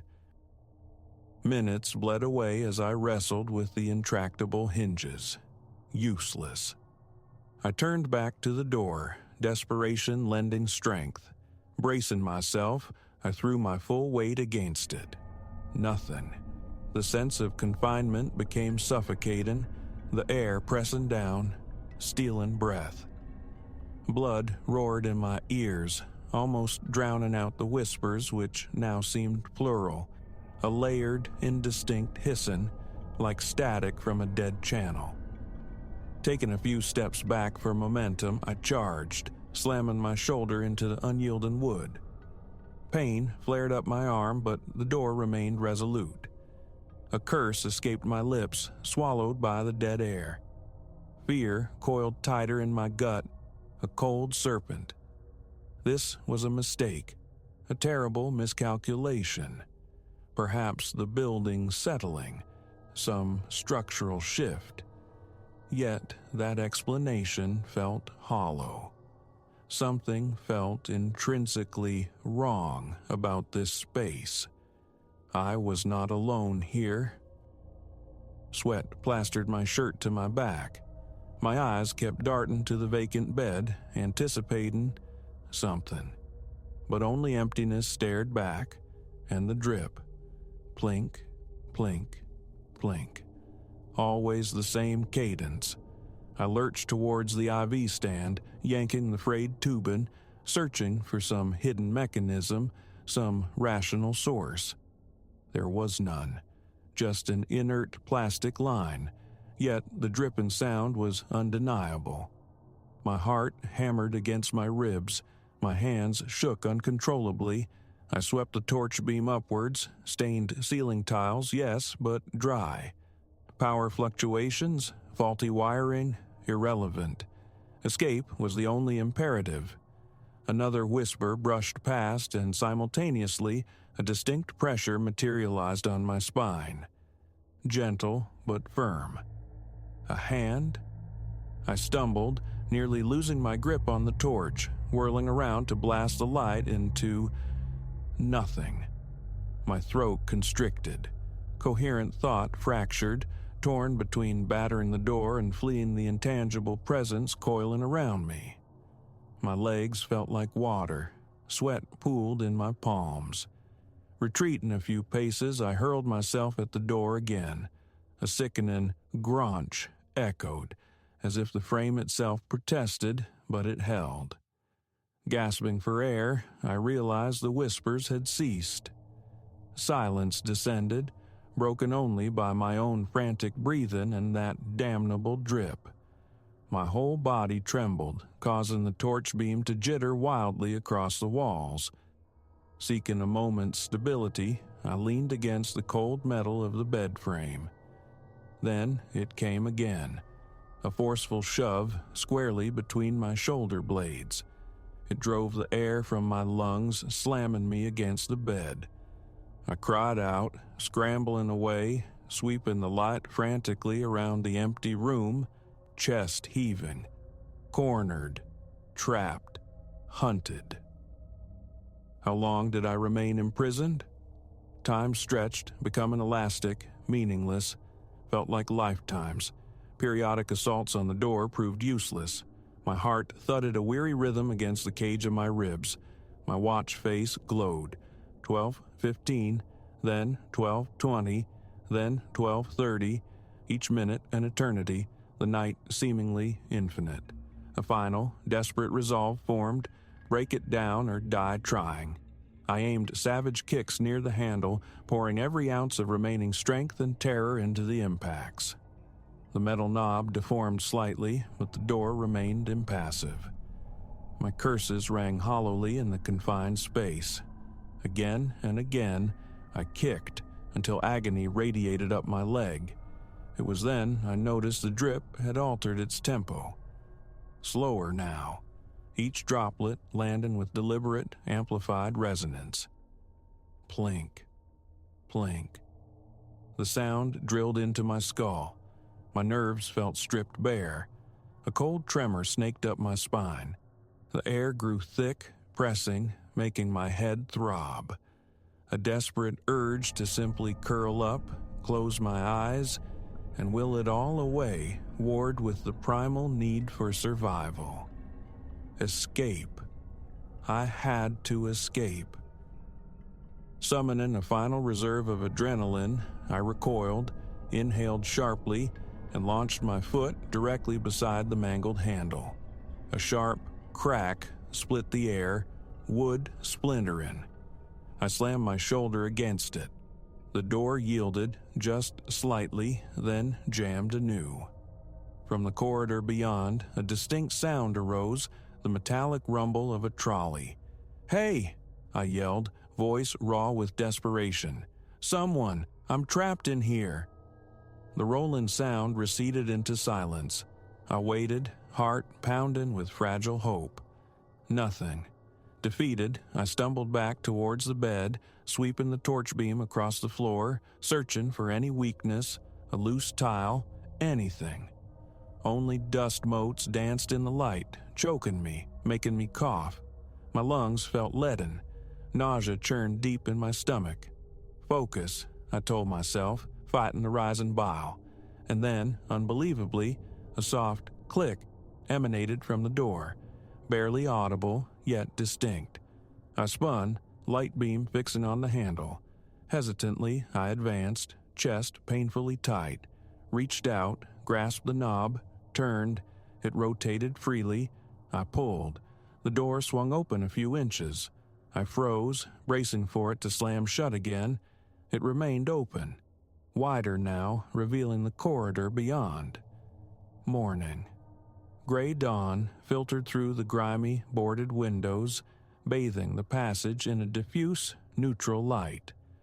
The oppressive atmosphere vanished the moment I stepped across the threshold. The air outside felt clean, cool. Instinctively, I glanced at my wrist. My watch hands were frozen. 12:30, the precise moment the ordeal began. Standing in the now familiar corridor, bathed in the unexpected daylight, confusion warred with relief. The detritus remained underfoot. The decay was still evident, yet stripped of darkness. It seemed merely derelict, not actively malevolent. I turned back to the portal I'd just escaped. The placard on the door was utterly blank, wiped clean as if the warning had never existed. I retreated a step, pointlessly aiming the torch I no longer needed, trying to reconcile the terror of the night with the mundane reality of the morning. Cold sweat prickled my neck. My heart still hammered a frantic rhythm, but I was out, free. My mobile phone screen glowed. Nearly 7 a.m., hours unaccounted for, swallowed by the room, while my stopped watch insisted it was barely past midnight. I fled that wing, legs unsteady, casting anxious glances over my shoulder. Back in the relative sanctuary of my office, I bolted the door, collapsing into the worn desk chair, lungs aching. My phone confirmed my isolation. No missed calls, no messages. Sipping lukewarm water, I stared blankly at the stacks of files, the tangible history of the hospital that seemed suddenly incomplete, unreal. Exhaustion pulled at me, urging me home, but a stronger compulsion demanded I record what had transpired. Pen trembling in my grip, I forced myself to chronicle every detail. The forbidden door, the weeping corridor, the spectral drip, the sibilant whispers, the unyielding barrier, the phantom pushes, the impossible click, the lost time. When the account was finished, a raw testament on cheap paper, I noticed the watch still encircling my wrist. Frozen. 12:30. Winding it, tapping the crystal. Nothing. It remained stubbornly fixed at the moment time broke. I unstrapped it, placing the dead chronometer on the desk like a captured specimen. Around me, the hospital seemed to settle back into its mundane decay. Aged plaster, unreliable lights, the distant hum of city life awakening. Soon, the skeleton crew of daytime staff would filter in. Perhaps, I reasoned weakly, it was exhaustion, sensory deprivation, my own imagination running riot in the gloom.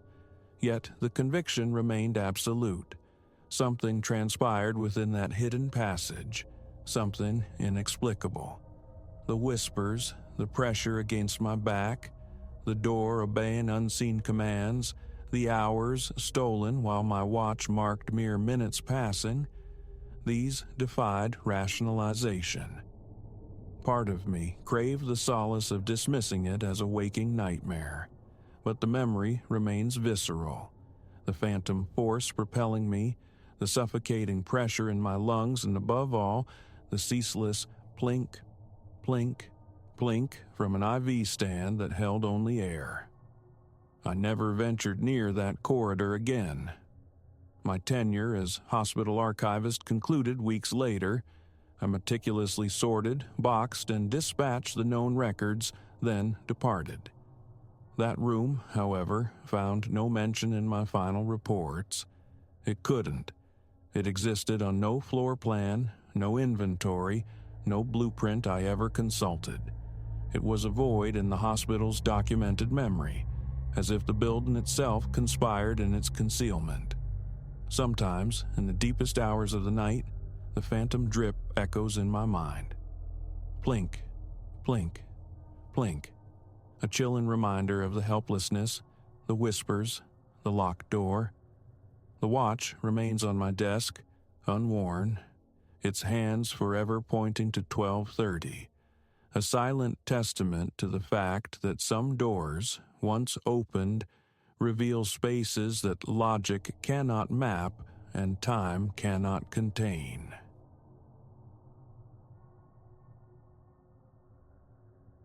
Before the canvas arrived, before its spectral chill seeped into the floorboards of my life, I scoffed at notions of latent resonance, of objects imbued with unseen weight. Such tales were curiosities, nothing more. That comfortable skepticism fractured the instant I peeled back the wrapping from the inheritance Uncle Silas left me. An old, substantial frame cradling a landscape. A field, it depicted, riotous with wildflowers beneath a sky of improbable blue. Innocuous, certainly. I remember leaning it against the living room wall, envisioning a splash of vibrancy in the otherwise muted space. Above the sofa, it went. Stepping back, I appraised it. The pigments, time-leached and soft, showed clusters of gentle lavender blooms prominent in the foreground, a distant, placid tree line marking the horizon. The room felt utterly mundane that afternoon. I recall switching on the television, attempting relaxation, yet my gaze snagged repeatedly on the painting. A dissonance hummed beneath the colors. A cool current, inexplicable, snaked through the air, though every window stood firmly shut. An old house quirk, I reasoned. Foundations settle. Drafts find ways. Morning light slanted differently across the living room. Or perhaps it was the painting itself that had altered. I stood transfixed for a drawn-out minute, my perception grappling with the subtle shift. Yes, the lavender clusters near the front. Their vibrancy had dimmed overnight, hadn't it? They appeared almost desiccated, tinged brown at their delicate edges. I blinked, chasing away the thought, wondering if fatigue had skewed my memory. The sky, too, seemed to hold a deeper, less optimistic hue. A knot of cold tension tightened in my chest, a sensation I actively suppressed. Light plays tricks, I lectured myself. Pigment ages. Still, an impulse made me reach out, my fingers brushing the aged wood of the frame. It felt startlingly cold, unnaturally so, as if it had spent the night forgotten in an autumn wind. A faint tingle, electric, danced across my fingertips. By the close of that second day, the very atmosphere in my living room had gained a palpable weight. The air hung thick, sluggish, mimicking the quality of a low-lying fog. My eyes, traitorous compass needles, swung constantly back to the canvas. Each glance seemed to harvest a new, unsettling detail. Once, I could have sworn the distant tree line had thickened, grown more substantial. Another time did a narrow track, a shadowed invitation, not subtly emerge amongst those very trees, hinting at depths beyond the painted foliage. Leaning closer, a wave of unease washed over me. The detail was astonishing, the brushwork possessing a disturbing immediacy, almost wet-looking, despite the painting's evident age. I recoiled, a prickle crawling up the nape of my neck. Every instinct screamed to take it down, yet hesitation stayed my hand. It was family history, wasn't it? A legacy, however unsettling. That evening became an exercise in avoidance. I extinguished the living room lights, retreating to the kitchen's sterile brightness for my meal. But the painting colonized my thoughts. its quiet transformations replaying behind my eyes. My pulse felt erratic, thrumming a nervous rhythm against my ribs. A morbid curiosity warred with a profound disquietude, urging me back, yet holding me paralyzed. Dinner finished, I succumbed. Returning to the threshold, I flicked the switch. Light flooded the room, illuminating the canvas. Darkness had fallen within the painted field. The sky bled into a strange, murky gray. The flowers, once lavender, now looked utterly drained, limp specters of their former selves. A chill traced patterns on my bare arms. I rubbed them briskly, seeking warmth that wouldn't come. The air carried a distinct scent, musty, evocative of damp earth upturned. I sniffed, bewildered. The rest of the house smelled perfectly normal. The third day dawned prematurely, finding me slick with sweat despite the room's cool temperature. My feet carried me, unbidden, straight to the living room. The painting commanded my attention instantly. The foreground blooms had surrendered all color, their forms drooping in abject decay. The tree line loomed, more pronounced now, its branches acquiring a subtly twisted, arthritic quality. My skin crawled. My heart hammered a frantic beat against my ribs. Armed with the small flashlight, I examined the frame, the canvas, searching desperately for some hidden mechanism, some rational explanation. Nothing.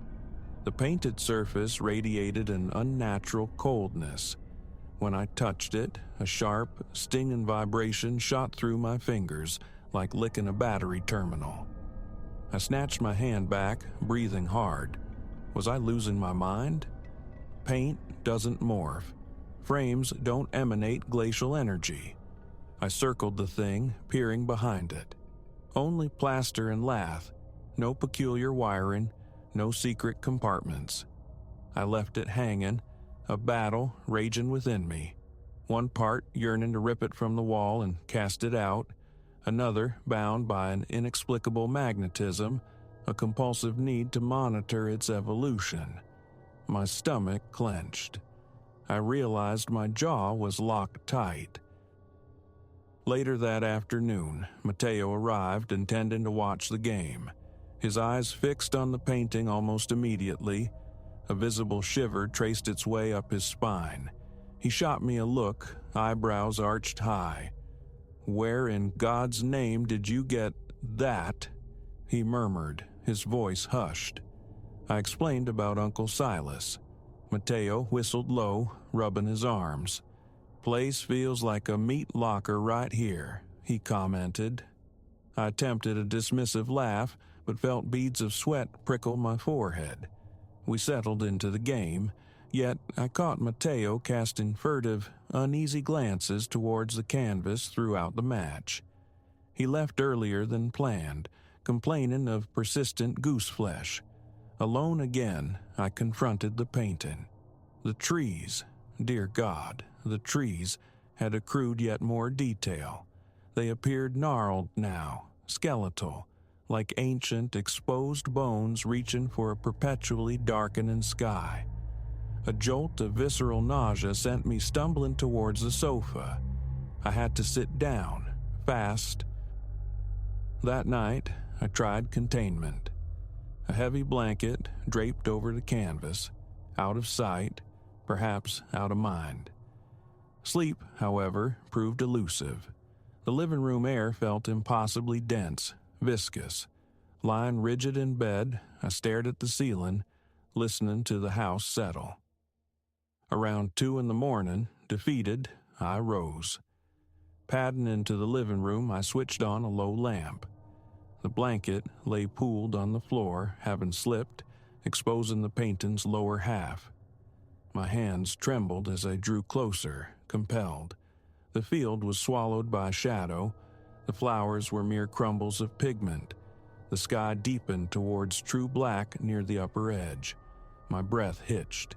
Tentatively, I touched the frame once more. Ice. Sheer, biting ice.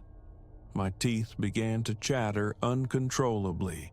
My heart beat a deafening drum in my ears. 4th day. I woke with a neck stiff as iron, my entire body coiled with tension. No hesitation this time. Straight to the living room, I wrestled the painting from its hook, laying it face down upon the rug. An old bed sheet became its shroud. Done. I wouldn't look at it. I threw myself into chores, cleaning, rearranging furniture, anything to occupy my hands and mind, but it was useless. My thoughts orbited the shrouded canvas. A faint, persistent hum surfaced at the edge of my hearing, like distant machinery. Following the sound led me, inevitably, back to the covered painting. It seemed loudest there. Kneeling, I lifted a corner of the sheet. Silence. The hum vanished instantly. My pulse leaped, sweat slicked the back of my neck. I let the sheet fall, scrambling back, fleeing the room. Evening found me huddled in the dark, attempting a movie, failing utterly. Concentration shattered, I paused the film, listening intently to the house's quietude. Utter silence, except a feeling of movement from the living room, not sound, but a subtle displacement of air. Flashlight gripped tight, I investigated.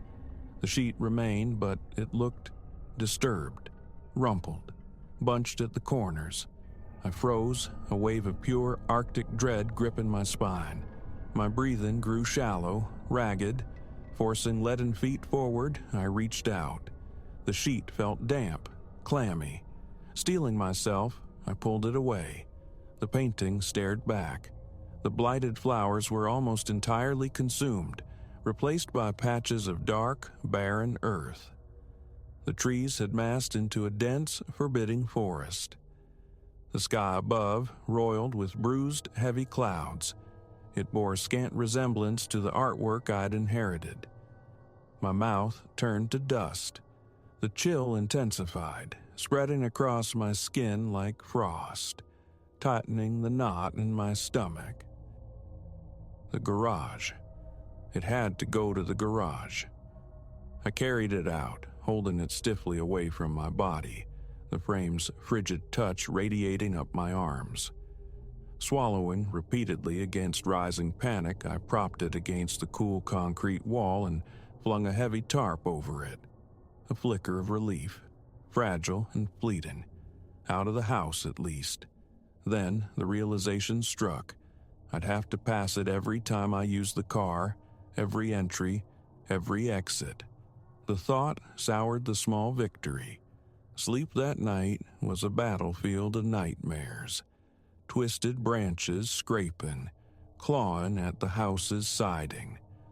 I woke drenched in sweat, sheets clinging damply. The following day, attempting remote work was futile. My focus splintered, constantly snagged by the thought of the canvas lurking in the garage. Around noon, the compulsion became unbearable. Hands shaken, I ventured out, pulling back the tarp's edge. The scene had plunged deeper into shadow. It felt primal now, a vista from some cold, forgotten wilderness. The gnarled tree line dominated, consuming the space. Tiny, disturbing details emerged. Branches angled unnaturally, forming grotesque, suggestive shapes.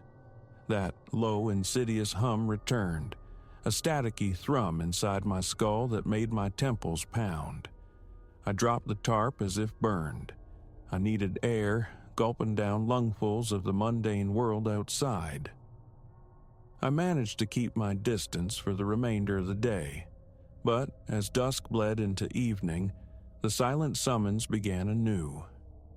My heart plummeted with each thought of it. I despised the feeling, this erosion of my will, yet felt irresistibly drawn. So, back to the garage I went. Flicking on the harsh overhead bulb, I lifted the tarp again. This time, a peculiar numbness spread through my fingertips, as if the painting were actively siphoning warmth, energy. The sky was virtually obsidian. The forest, impossibly, seemed denser still. Leaning in, eyes wide with a horrified fascination, I saw it. A slight pardon amongst the tangled trees, the suggestion of an entrance, a path leading into utter blackness. A wave of suffocating dread crushed my chest. My eyes streamed from the strain, the sheer wrongness of it all. My hands shook so violently the tarp slipped from my grasp. I stumbled backward, colliding painfully with a shelf. A new strategy. Lock it away. Perhaps containment, true containment, would sever the connection. I carried it back inside, averting my gaze from the shadowed landscape. Into the spare closet it went. I turned the key in the lock, then, for good measure, slid a heavy storage box against the door. Sinking onto the sofa, I waited. The hum persisted, a low thrumming at the base of my skull. I could still feel it, radiating through plaster and wood. The living room remained unnaturally cold. Goose flesh pebbled my arms. I turned on every light in the house, a futile gesture against the encroaching chill. My eyes kept darting to the closet door, half expecting it to swing silently open. The next hours dissolved into a blur of anxious pacing. My head throbbed, my ears rang. The house felt damp, clammy. The thermostat insisted all was normal. Pressing a hand to the living room wall confirmed the strange, moist chill. It was unbearable. Around midnight, resolve shattered, I returned to the closet.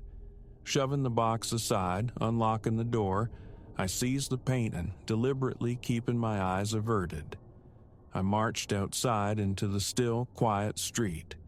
Into the backyard I carried it, propping it against the weathered fence boards. What else was there to do? Under the weak sodium glow of the porch light, I finally looked. It was almost entirely black now. The twisted, malignant forest filled the canvas. The sky was a suffocating pall of cloud. Faintly, deep within the painted darkness, something seemed to glimmer, an indistinct point of light I couldn't resolve. My heart hammered against my ribs. The cold intensified, biting at my exposed arms, raising the hairs on my neck. I felt trapped, cornered by this thing. A surge of violent revulsion rose in me. Destroy it, tear it, burn it. I reached out, fingers poised to rip, but halted. A sudden, violent wave of nausea doubled me over, breath catching in my throat. Bile rose. I stumbled back, gasping. My skin felt clammy with cold sweat. Get it away, screamed my mind, but some deeper, primal instinct warned against destruction. Breaking it felt dangerous. Overwhelmed, rational thought fled.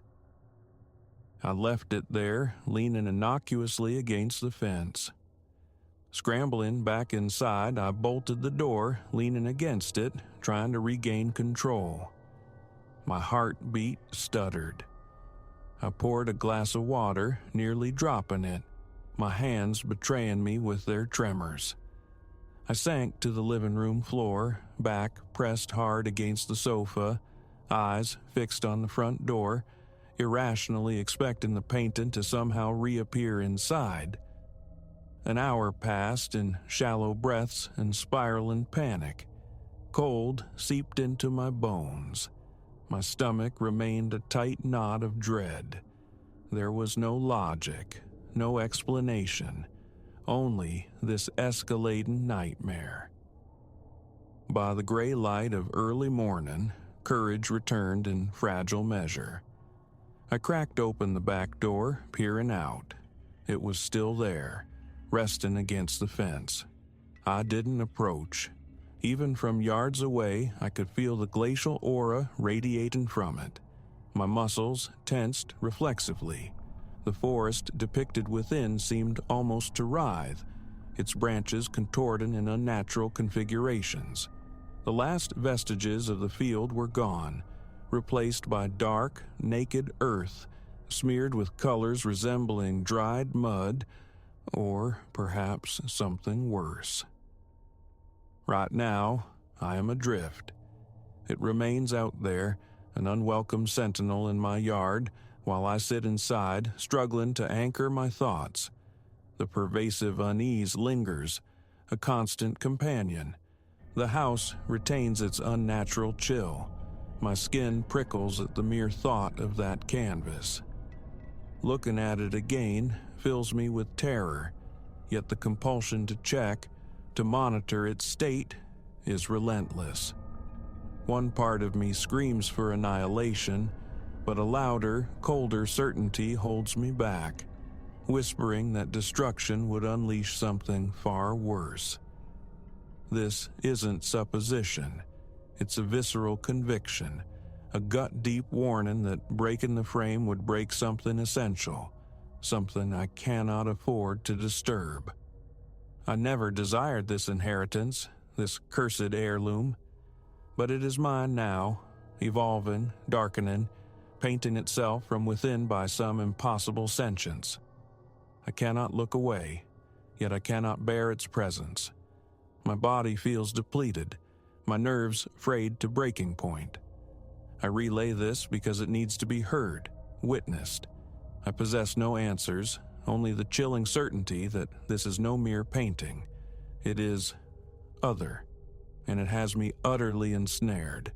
Here I sit, attempting to maintain sanity, dreading what tomorrow's light might reveal on that canvas, knowing with absolute finality that it's not just paint and wood anymore.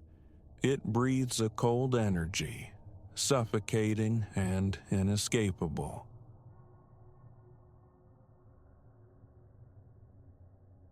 Three days after Alara dissolved into thin air, the first message arrived.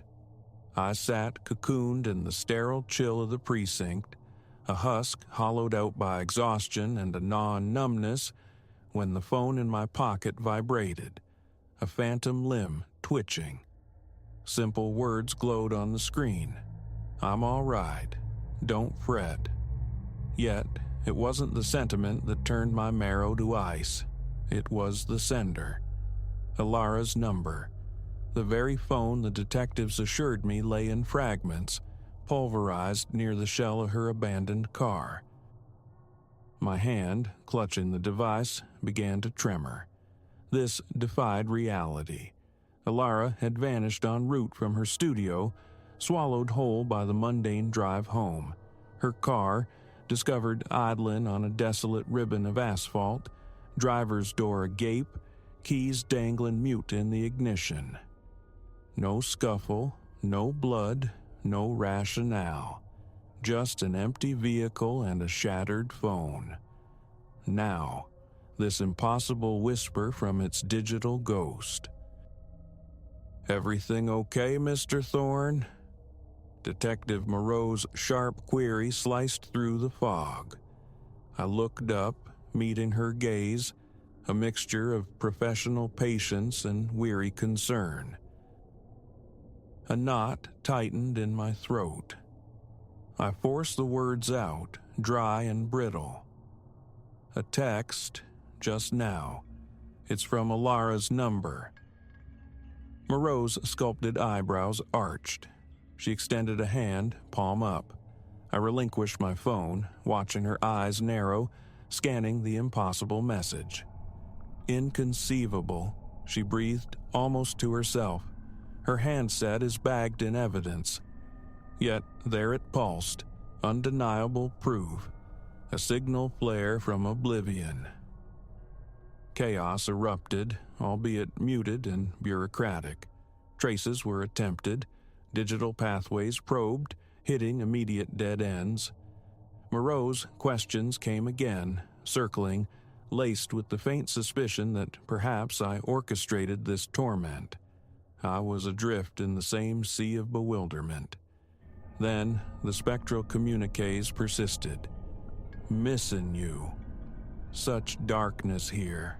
Liam, find me. Each syllable a shard of ice lodging itself deeper in my soul, amplifying the terror, deepening the enigma. The constabulary found themselves paralyzed. My phone became an object of intense scrutiny, monitored, tapped, traced, yet the messages materialized relentlessly, always from Alara's number, always untraceable specters on the network. Sleep became a forgotten country. Food turned to ash in my mouth. My existence contracted to the dimensions of my phone screen, awaiting the next ping, a Pavlovian response oscillating between dread and desperate hope. A week crawled by since the initial contact. Then a message arrived that fractured everything.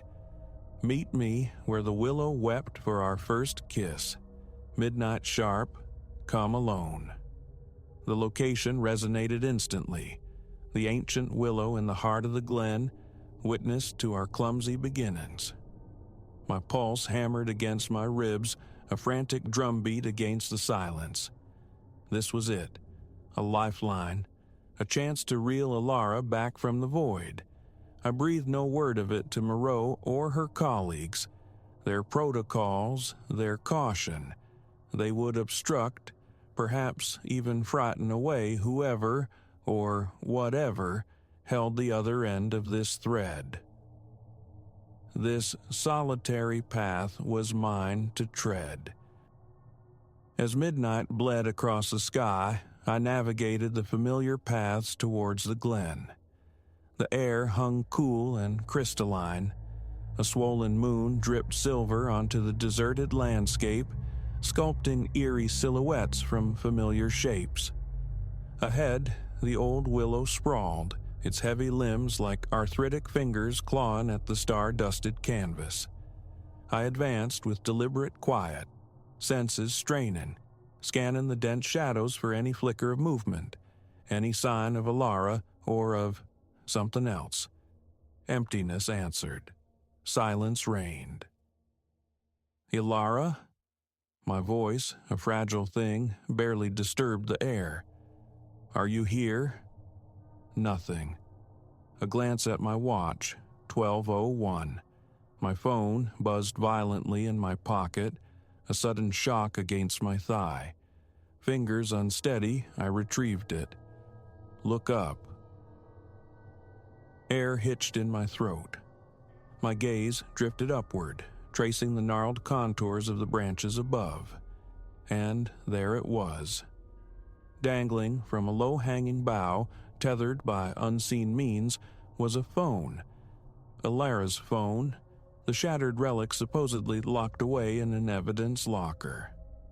I reached, half convinced my fingers would pass through an illusion, but the object was solid, cold, real. The screen, a spiderweb of cracks, flickered to life, illuminating new text. Behind you. I spun, heart detonating against my sternum, a frantic bird trapped in a cage. Only the vacant glen, bathed in spectral moonlight, met my eyes. Another vibration. I stared down at the phone cradled in my palm. Not there. Here. The words were nonsensical, maddening. I pivoted again, frantic, desperate for a clue, for Alara, for sanity. That's when I perceived it, a silhouette detaching itself from the deeper shadows at the tree line. Too obscured by distance and darkness for clear features, yet an instinctive certainty seized me. It was her. Alara. The name ripped from my throat as I surged forward. Alara, is it really you? The figure remained static, unresponsive. As the gap closed, a wrongness began to register, a distortion in the familiar shape. The proportions felt skewed, the head subtly too large, the arms unnaturally elongated. My run faltered, slowing to a cautious creep, confusion and a primal fear wrestling within me. "Ilara," I whispered, the sound barely audible. Its head snapped towards me at an angle that defied anatomy. Then it smiled. A rictus stretched impossibly wide, bisecting the face, revealing multiple rows of needle-sharp, gleaming teeth. I recoiled, stumbling backward, a scream strangling itself in my throat. This entity, this abomination. It bore Ilara's shape, but it wasn't her. It wasn't human. My heel snagged a root. I crashed to the earth, the impact expelling the air from my lungs in a ragged gasp. And then I heard it, a sound forever seared into my memory: laughter, high-pitched, frigid, devoid of any human mirth. Scrabbling desperately, I regained my feet and fled, legs churning with the speed born of pure terror. Behind me, the pursuit began, marked by that hideous, escalating laughter.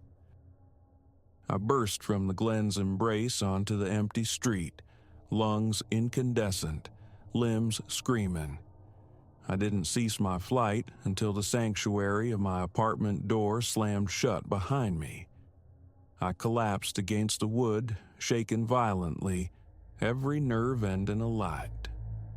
For hours, I remained there, starting at every creak, every distant siren, utterly convinced that the grinning horror waited just outside, patient and predatory. When the bruised light of dawn finally seeped through the blinds, I contacted Moreau. I recounted everything, the words tumbling out in a torrent of fear and disbelief.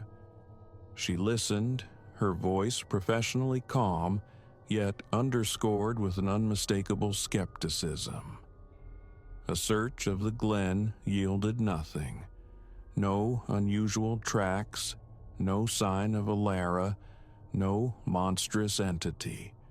The phone I'd plucked from the willow vanished as if it had never existed. "Mr. Thorne," Moreau suggested, her tone gentle but firm.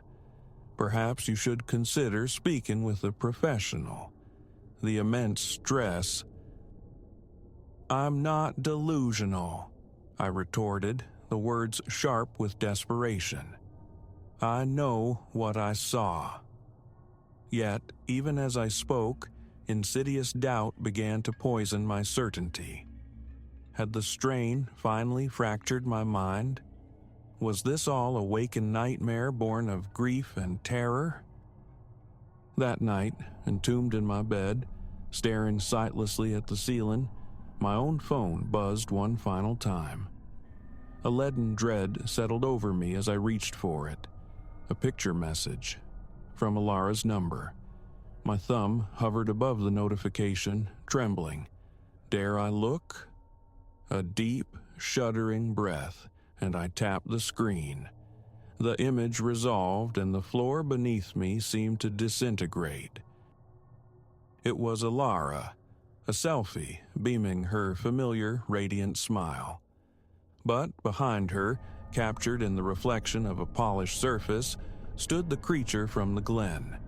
Its grotesque, razor-filled smile seemed aimed directly at me, a silent mockery. One of its impossibly long, malformed arms was draped possessively over Ilara's shoulder. Beneath the image, a single line of text. "See you soon, Liam." Sleep is a luxury I no longer afford myself. My phone lies buried deep within a public dumpster. The landline is disconnected. Every reflective surface in my apartment is shrouded in cloth. It provides no true solace. I know, with chilling certainty, that it's merely a matter of time. Sometimes, in the dead quiet of the night, I hear it. The phantom chime of my discarded phone playing Alara's ringtone from somewhere out in the city's refuse. And sometimes, catching an unexpected glimpse of myself in a darkened window pane or the oily sheen of a rain puddle, I see it superimposed over my own features. That inhumanly wide smile, those teeth, those ancient, hungry eyes. What became of Alara, I cannot say. What that thing is, what motivates its cruel game, remains a terrifying unknown. I only know it's still out there, observing, anticipating, and inevitably, it will come for me. So, should you receive a message from a number long dead, from someone presumed lost to the world, do not reply. Do not agree to meet. And whatever else you might do, never, ever look behind you, because the one you yearn to save might already be irrevocably gone, and the presence that has found you instead is something infinitely worse.